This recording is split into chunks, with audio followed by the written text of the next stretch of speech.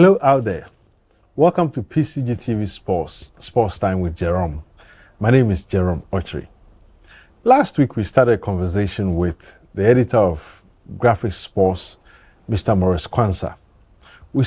We talked about the state of Ghana sports and looked at what should be done to get Ghana sports to a higher pedestal or somewhere bigger than where it finds itself now.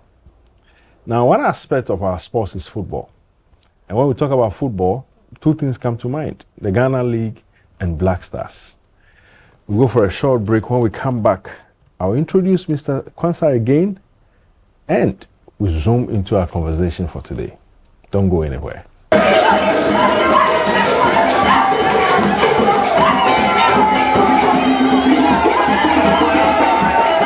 Welcome back. As I was telling you, the second part of this show is to look at Black Stars. All that has happened to the Black Stars, especially this year, where we went to an AFCON and for the second time running, we couldn't win a game. What is worse, we could not even qualify for the next AFCON. But we still have the World Cup qualifiers sometime next year. The hope is that whatever mistakes we made concerning the qualification for the AFCON will be corrected, so Ghana Black Stars will be at the next World Cup, to be hosted by the United States, Canada, and Mexico. Mr. Kwanzaa, thank you once again. My pleasure. You know, Black Stars, you have covered this national team better and bigger than some of us have done. Were you surprised that we did not make it, or we couldn't make it to the next AFCON, which will be in Morocco next year? I was surprised because the last time we failed to qualify for the AFCON was 20 years ago, and the second coming of Bukat Caesar. Yeah. And then that was during Ben Kofi's era, and we couldn't qualify, so we missed out on Tunisia 2004. We had to do our homework, and then he exited. I think they brought in Coach Barreto. He also left as midstream. Coach Ade took over temporarily, and then we signed on Ratomir Drekovic and all that. But many years on, when you look at what happened post 2019 AFCON, when we exited, I think the round of 16, the GFA implosion, and in fact 2019 AFCON, we had the normalization committee managing it after that implosion in 2018, and then subsequently the Black Stars has been on a decline. God being so good, we managed to scrape through during the playoff with Nigeria. We qualified for the World Cup in Qatar. But we've still been going down. What do you think is the issue? I mean, the Black Stars issue is a big one. Some will tell you it's coaching. Some will tell you it's got to do with the players. Others will think that is the administrators, that is the management, members of those running football in this country. Where will you place the problem? Or you think it's a shared thing? It has to be shared, but like they say management is key. It's cause every other thing is effect, because they do the appointment of the coaches and all the other issues. That's why we have the Black Stars. We also have a management committee. There are people who have questioned the relevance of having a management committee, and so they've tried different things. So we have today in the GFA structure, we have a national team manager and all that. But at the end of the day, it's cause and effect. Of course, they share responsibilities. Can we absolve the managers, the administrators, from any blame? Because some say, after all, it's 11 players on the field and 7 on the bench with their coach. So if things go wrong, why blame the people in the office? Okay, so if the economy goes wrong, why blame the president? He appointed the minister. Okay. So you blame the minister and other factors. Some are out of your hands. But even that's why we manage things. We manage things. When we had COVID, we still had a church service. We were we're not assembling, but we still, the church, we put system together, we're worshiping from the comfort of our homes until things stabilize. It's, at the end of the day, leadership is key. Of course, at the end of the day, they appoint coaches. We had one too many coaches. So post Kwesi Appiah had Charles Akuno weren't patient enough. Whether it was right to kick him when we kicked him. Then we had a short window during which we needed to get a replacement. We had to shop, and we brought in Milo Raiva. There were people who felt Milo, yes, he succeeded the first time, but in the years, or in the few years leading to his second coming, had been inactive. We still were swayed by the old record. We brought him. We went to, he started the World Cup qualifiers. We went to the AFCON. It was disaster. We fired him. We brought in Otuado to manage the World Cup. And then post Otuado, there was Chris Houghton. We went to the AFCON. There was disaster. We sacked him. So what happens if we sack Otuado? We bring in another coach. What's the guarantee that he's going to succeed? Because no guarantee. So are we going to sack him? So it tells you that it cannot just be coaches. Decision making at the top. Decision making at the top, and how it filters through. So we need to look at it. Okay. So So now it's been established that decision making at the top could be problematic. What about the coaches we have gone in for? Somebody may or some group of people may have decided that we should go for that coach or this coach.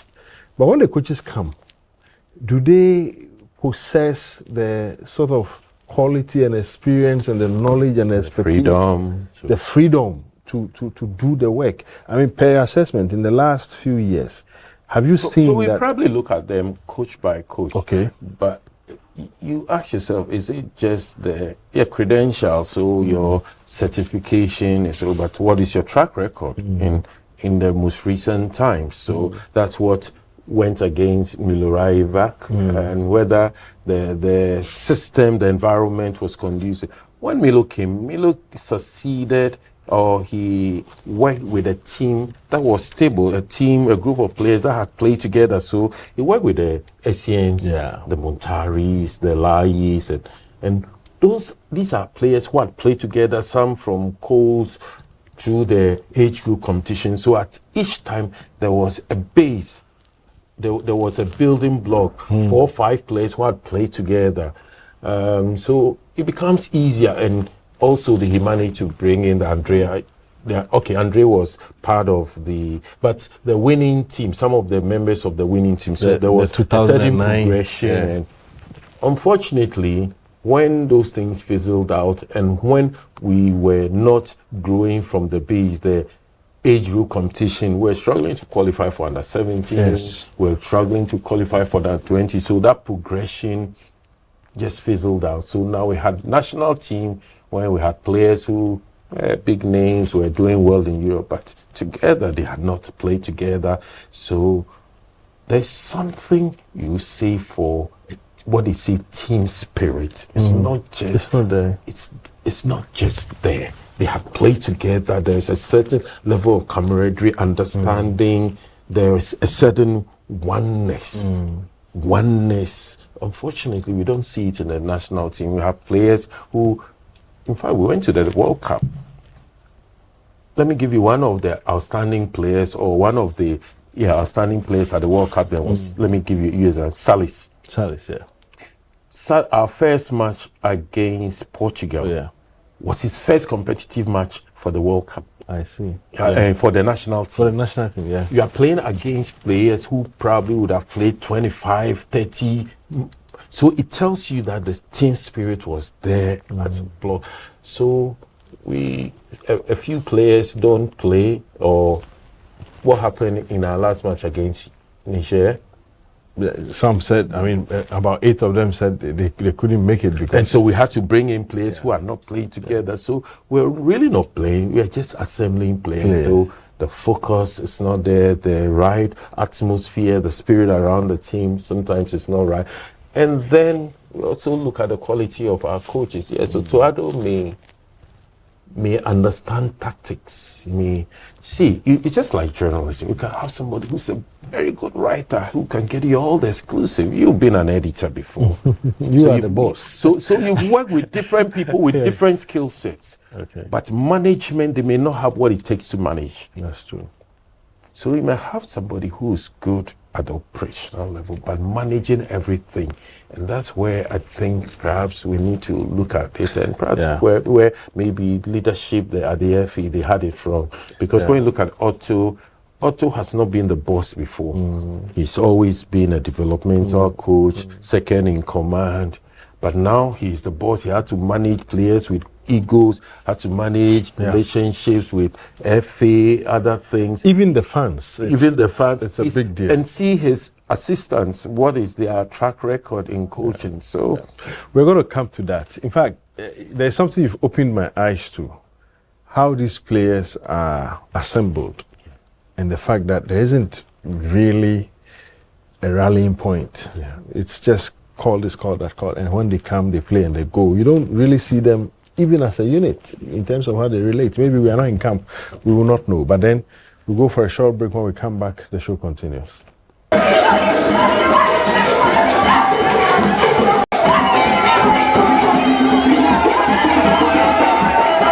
Welcome back.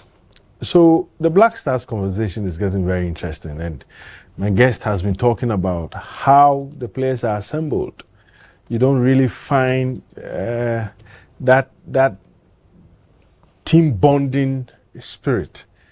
They come, they go, and when things don't go well, you have some of them even saying that they are injured when we know they are not. They don't feel that sense of pride, except when maybe the World Cup is coming up. And the World Cup is indeed coming up. Next year, March 2025, we'll be playing one of our qualifiers. Do you see us at the World Cup? I mean, we found it difficult beating Sudan, beating, how do you call them, Angola, beating Niger. If these countries are difficult for Black Stars, then obviously Chad, Comoros, and Mali, the rest, although we're beating Mali away, in Bamako, given our strength now, I don't know what you think, but don't you think that if something dramatic doesn't change, getting to the World Cup will be difficult? That's what I dread, because when you look back, let's go back a few years. We've struggled against teams you previously would have thought would have had an easy ride, and not to take anything away from them. A team that wants to go to the World Cup shouldn't struggle to beat Niger, shouldn't struggle against Central African Republic in Kumasi, shouldn't struggle or shouldn't lose at home to Angola, shouldn't struggle against, with the greatest of respect to Coach Kwesi and Sudan. No, you are right. But we are struggling against the Comoros, Mozambique, and so it tells you where we really are. And if we want to get to the World Cup, we need to see a change, a transformation. People have called for the removal of Otoado. I mean, we know as a fact that when the FA met, the first meeting, more or less, it was a split decision. I mean, there were some who felt that get rid of him. Others think, no, give him the chance, let him continue. In fact, there's one thing someone told me that said, you know, this dismissal of coaches comes with a cost. If you sack Otto, you pay. So then why don't keep him? But if you're going to keep him and you miss the reason you brought him, then why do you keep him? What's your assessment of Otto's coaching, experience with the Black Stars over the last few months, and where we want to take us? If you ask me, you speak with Otto. He has he's a modern. He has, the modern approach to football. He has a UEFA Pro A. He was an assistant coach of Borussia Dortmund until they gave him a new role as a talent trainer and all that. But you see, when you're handling a national team, when you're handling a national team, players come, you bring them together 3, 4, 5 days. The longest you probably get them is 2 weeks. That's for ahead of major tournaments like the World Cup or an AFCON. And you need somebody who can get the best out of them and produce results. And I think the inexperience is telling. A few of his decisions, how he's even related. He's a jolly fine guy sometimes. He gets a bit irritated by things which others will just allow to slide. I see. And you saw how he's even celebrated when we scored that goal. But so in situations like that, you need somebody with a lot of experience who knows how to get their rest. I mean, who has track record? Are we ready to pay? But even if it comes to payment for what we're paying the autos and our coaches in recent years, the $50,000 or 50,000 euros, there's still some fine coaches you can. They may not be big name coaches, but they get you results. Milo Rajevac wasn't a big name coach, he got you results. Ratomir Dojkovic wasn't a big name coach, he got you results. So there's one German coach I always, I think a lot of people forget about him, but his was a short spell. Ralph Zumbeck. Oh yeah, I love Ralph. Fine coach, and I don't think I love Ralph. Yeah. Ralph was, yes, people remember Ernst Middendorf, but Ralph was solid. Ralph came in between, and so that's it. And I don't think the likes of Ralph then cost us so much. No. We can still get his likes. So it around. depends on how you scout for your coach. And what are the matrices. And for instance, even with Otto, I know there's a certain sentimental attachment to Otto. Former player, he qualified us for the World Cup. He had scouted our play. That's why I'm sure people call him a scout. I mean, Coach Ade did some scouting for it, but you don't call him a scout. So he knows the players, he understands. So perhaps he may be part of a coaching team. But whether he's the one who takes the ultimate decisions, how he interfaces with the players, FA, and other thing, that's where you need a bit of experience. And then perhaps we need to look at how we scout for the coaches, the kind of people who go and scout and what the matrices are. Because if you look at the criteria, the FA he didn't tick all the boxes, even though you know that the FA loved him or wanted him, but he didn't tick all the boxes. But I mean, talking about that's an issue that I mean, all of us criticized, that you set your own premise to do something, and then you come back now going against the very premise you set.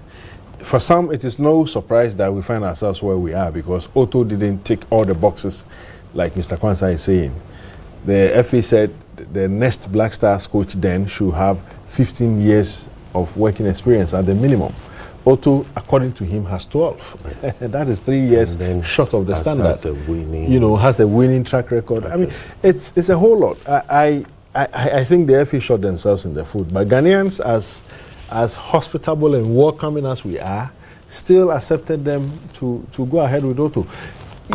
So if the problem is not so much to do with Otto, but also with the decision-taking, people, the managers, what of the players? Haven't we, you've seen Black Stars well from the 90s or even the 80s or 70s to this point.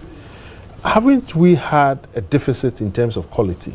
Oh, we've had a deficit in terms of quality, and quality is not just names because somebody plays in the Serie A or the Eredivisie, and then playing for the national team is a different thing altogether. You need a certain mental strength and all those things, and we don't have it. And sometimes you see our players, the wilt.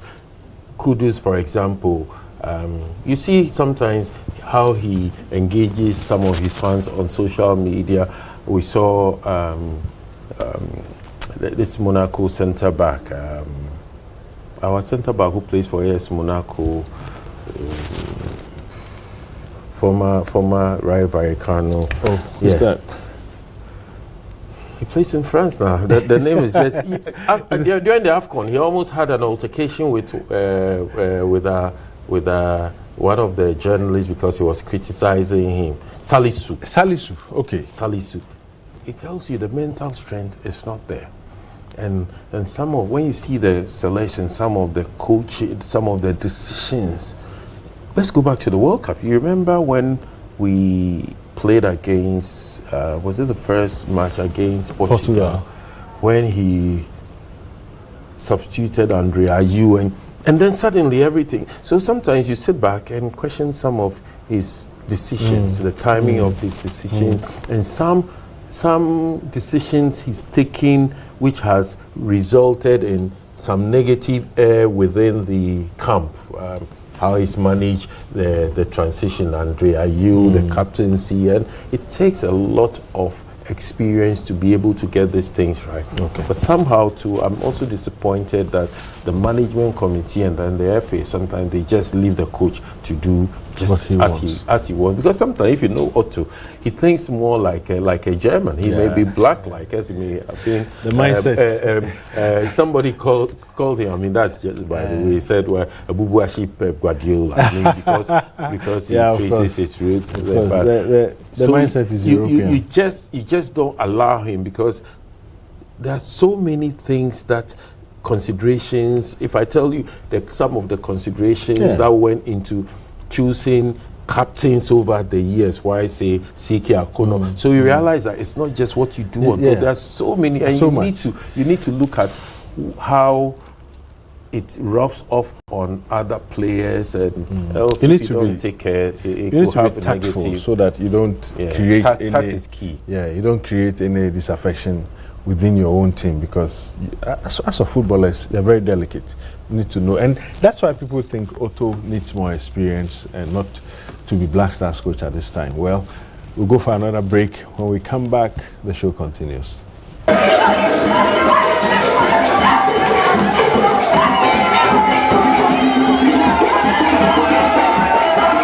Welcome back. So we've been talking about the Black Stars and looking at what has gone wrong or what is wrong with the Black Stars. But we can't just leave this show without talking about the Ghana Premier League.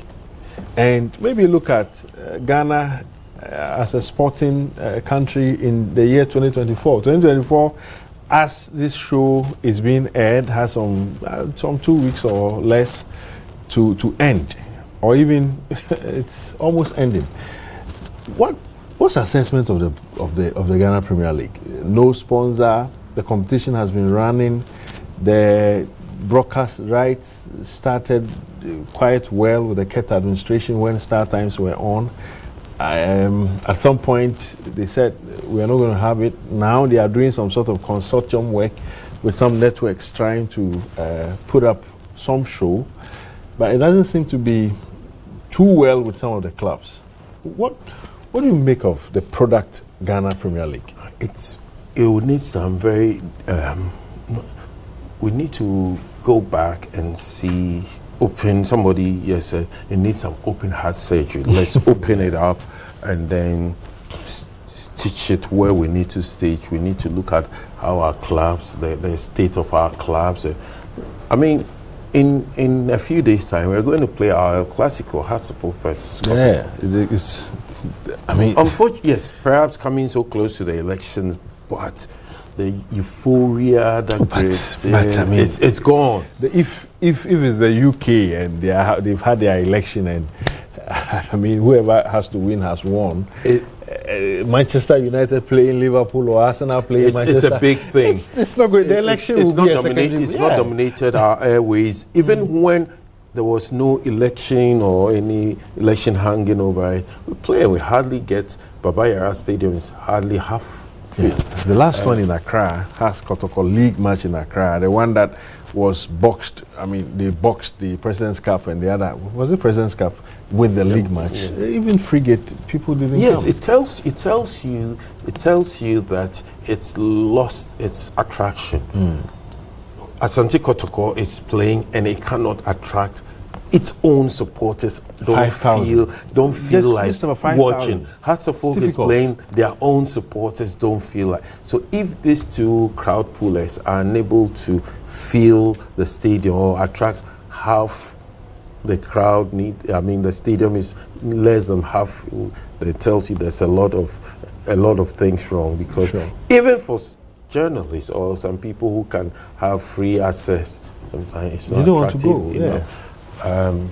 It's difficult, and we need to take another look at it. Okay. Our clubs are weak.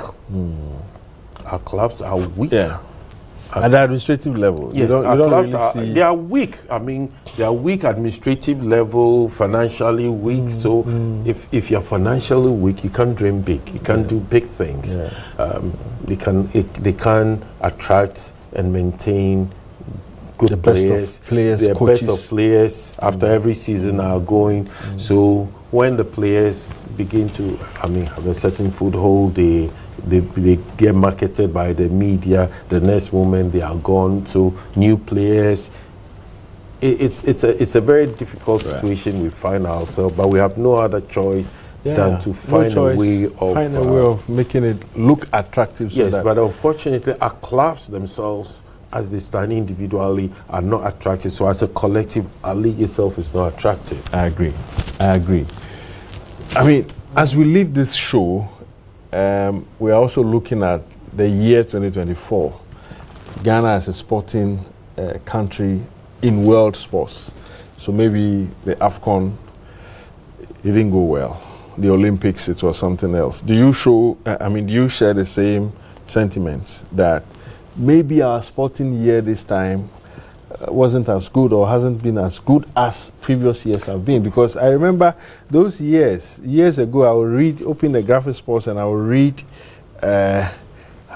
Ghana in 2024 or Ghana Sports in retrospect, and then there were a lot of highlights, good things. If you had to do a similar article this time, what would be your highlights? See, sometimes, let me tell you, I've done this close to 30 years. Sometimes it's difficult to even match report. It's difficult to get some positives to write. Yeah. I'm trying to see. It's not just, if you want. Let's start. We had a disastrous AFCON. Yeah, and it was early in the year. The next big thing was the African game. It's supposed to be the biggest. It's Africa's Olympics. Yeah. January, March. What did we do? Yeah. Yes, we won the male and female football. So there were a lot. Arm wrestling did some show. Yeah, but arm wrestling, I mean, kudos to Charles. Yeah. And arm wrestling before the African Games, a year to Charles, our colleagues, said, look, we are going to swim.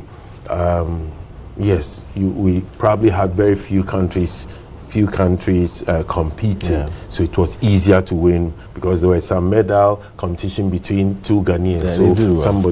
But not to take anything away from them. But beyond that, so just take arm wrestling out. We didn't do anything. You're a very good boxing fan and writer and everything. Boxing. Look at boxing. Yeah. Look at boxing to the extent that after African Games, there was went for the African Championship in Cameroon. Yeah. Nothing to write home about. Then went to the Olympic Games. So the first time, we couldn't qualify. So it tells you where we really are, and we need to do a lot more. So I'm praying, and I don't know who President-elect Mahama has in mind. But let's be frank, we've not really had very good sports ministers. To be frank with you, this is something I am so eager to see or eager to know, that who will be the sports minister. There are people who are concerned about the economy, who the finance minister will be, whatever they're going to talk about. Minister education, yes, they're all important. They are key. But we are also concerned about sports. Do you have any guess, even though it's very early in the... I can't hazard guess. You have all manner of people throwing out names. People have interest. It's just like when they are coaching vacancies, so they get... I'm sure by now a lot of lobbying is going on. Going a lot of lobbying, but I believe it, President. But people have vouched for Nilan Tebanapoy, what he did previously. Look, if you ask me, Iti Mensah, he had his good side, but he was very effective. Yeah. He was firm. Yeah, he was fair. Made sure you can say whatever he wants. You can have all your problems with but him, he made sure people fairness, delivered. Yes. And this is somebody who he loved not just football. Yeah, he was hurt by us. Everybody has it. Yeah, of course. But we've not really had people who have, the whole gamut of sports in mind. So you eat Mensa to say, and then to some extent, with President J. Kufuor, we had just so many people. Papa Usu Ankuma twice, Osafo Mafu, Kojo Barre, and then Rashid Bawa. He really understood sports, but there was a lot of turmoil. But in the last few years, we had Mintaka, we had I don't know. Sometimes I think have their fingers on the pulse. Sometimes I think our governments don't treat sports fairly when it comes to their appointments, as in picking someone to head the ministry. Maybe we can make this appeal to President Mahama. A lot of promises were made in terms of what you do with sports. I think that you have a very good opportunity to impress Ghanaian fans, Ghanaian sports lovers, and it will start with who you put there as sports minister. And if you really want to reset, we need to reset the whole sports sector, so that we make the sports authority work, function effectively. It's not about putting AstroTurfs. No, not at all. Not at all. If you have AstroTurfs and the setup administratively is wrong, nobody will enjoy it. We are building stadia. Whether recently we inaugurated the Koforidua Justin Park, those multi-function. Even for those that were inaugurated, we had used 2 for Independence Parade, not even a single sporting event. So what are we invested? I saw the graphic sports story. In fact, it's one of the best stories I've read in the graphic sports this year, where you did a story on the Ho youth, the youth center at Ho. Brilliant story. Whoever wrote that story, I've forgotten the name. Noreti. He was talking about how snakes have taken over the tracks and are running and being chased by rats. They're playing football there. New government is coming. We just hope that, just as they are promising to take care of issues of the economy and health and education, sports will also be given a priority. And when they do, PCGTV Sports will talk about it. If they don't, same way we'll talk about it. This is where we'll end our conversation. We will thank Mr. Maurice Kwanzaa for a great time spending time with you on 2 occasions. Anytime, any day. Sure. And on PCGTV Sports, we say, in thy light, there is light. See you again next week.